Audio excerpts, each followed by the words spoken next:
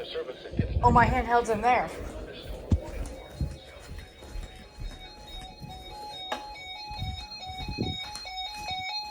At 10:19 p.m., a severe thunderstorm is located over Dresden, or 12 miles southwest of Coshocton, moving east at 10 miles an hour.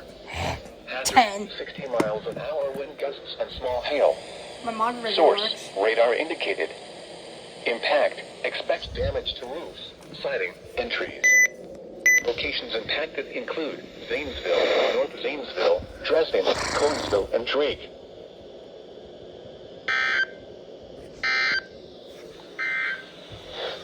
Now here is the official National Weather Service forecast for Central.